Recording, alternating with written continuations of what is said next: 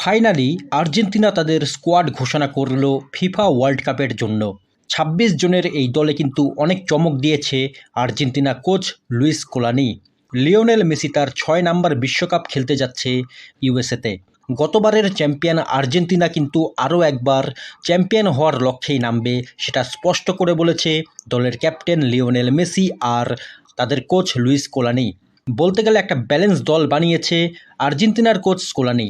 যেরকম গোলকিপার আছে সেরকমই তাদের ডিফেন্স লাইন, মাঝমাঠ আর অ্যাটাকিং লাইন। গোলকিপার পজিশনে আছে অ্যাস্টন ভিলার থেকে ইমিলিয়ানো মার্তিনেজ, অ্যাথলেটিকো মাদ্রিদ থেকে জুয়ান মুসো আর অলিম্পিক মার্সে থেকে রুলি। তিনজন ওয়ার্ল্ড ক্লাস গোলকিপার নিয়েই আর্জেন্টিনা ফিফা ওয়ার্ল্ড কাপে যাচ্ছে। গতবার আর্জেন্টিনার ওয়ার্ল্ড কাপ জেতাতে অন্যতম ভরসা ছিল ইমিলিয়ানো মার্তিনেজ। আর্জেন্টিনার এই দলটাতে মেসি আর দি মারিয়ার পরে কিন্তু ইমিলিয়ানো মার্তিনেজেরই সবথেকে বড় ভূমিকা ছিল সেই ওয়ার্ল্ড কাপ জেতাতে। তো বলাই যায় এবারও কিন্তু ইমিলিয়ানো মার্তিনেজই প্রথম চয়েস গোলকিপার হিসেবেই থাকবে আর্জেন্টিনার এই দলটাতে। তবে জুয়ান মুসো আর রুলিও কিন্তু ওয়ার্ল্ড ক্লাস গোলকিপার। বিশেষ করে আমরা দেখেছি জুয়ান মুসো অ্যাথলেটিকো মাদ্রিদের হয়ে এই সিজনে খুবই ভালো ফুটবল খেলেছে। বার্সেলোনার সাথে চ্যাম্পিয়ন্স লিগের সেই ম্যাচে কিন্তু জুয়ান মুসোর কাছেই আটকে গিয়েছিল বার্সেলোনার অ্যাটাকিং লাইন। তো গোলকিপার পজিশনে কিন্তু স্কোলানি খুবই এক্সপিরিয়েন্স প্লেয়ারদেরকে রেখেছে। মুসো, রুলি, মার্তিনেজ এদের প্রত্যেকের বয়সই কিন্তু ৩০ বছরের উপরে। ডিফেন্সে যদি আমরা দেখি সেখানেও আছে এক্সপিরিয়েন্স অনেক। ৩৮ বছর বয়সী নিকোলাস ওটামেন্ডিকে আবার নিয়েছে আর্জেন্টিনা কোচ স্কোলানি। তার সাথে আছে ক্রিশ্চিয়ান রোমেরোর মতো একজন টপ লেভেলের ডিফেন্ডার। ধরে নেওয়া যাচ্ছে এই দুইজনই কিন্তু প্রথম চয়েস সেন্টার ব্যাক হিসাবে থাকবে। তবে অপশনে আছে লিসান্ড্রো মার্তিনেজের মতো একজন ম্যানচেস্টার ইউনাইটেডের বুচার। হয়তো ইনজুরির জন্য সে গোটা মরশুম খেলতে পারেনি ক্লাবের হয়ে, বাট তার প্রেজেন্স কিন্তু খুবই দরকার পড়বে আর্জেন্টিনার এই দলটাতে। আর যদি আমরা সাইডে ব্যাক দেখি সেখানে কিন্তু অ্যাথলেটিকো মাদ্রিদের মোলিনা আছে, রিভার প্লেটের মন্টিয়েল আছে, এদিকে অলিম্পিক লিওর এক্সপিরিয়েন্স প্লেয়ার নিকোলাস তাগলাফিকো আছে।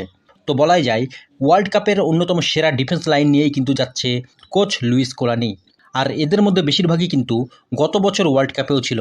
যদি আমরা ডিফেন্সের চমক বলি সেখানে কিন্তু অলিম্পিক মার্সে থেকে দুইজন আছে, একজন হলো ফাকুন্দা মেদিনা আর একজন হলো লিওনার্দো বালের্দি। মিডফিল্ডে যদি বলি এখানেও কিন্তু অনেক এক্সপিরিয়েন্স নিয়েছে স্কোলানি।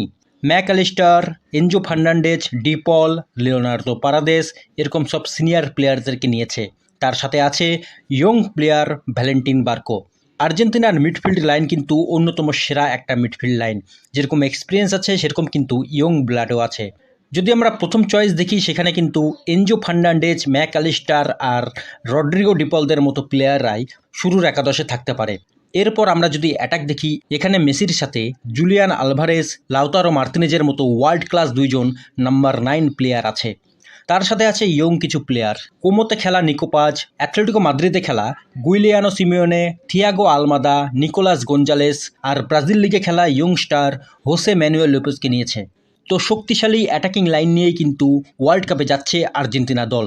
প্রথম চয়েস হিসাবে অবশ্যই থাকবে মেসি, জুলিয়ান আলভারেজ আর লাউতারো মার্তিনেজদের মতো এক্সপিরিয়েন্স প্লেয়ারগুলো। বাট চমক থাকবে অবশ্যই নিকোপাজ, থিয়াগো আলমাদাদের মতো ইয়ং প্লেয়াররা।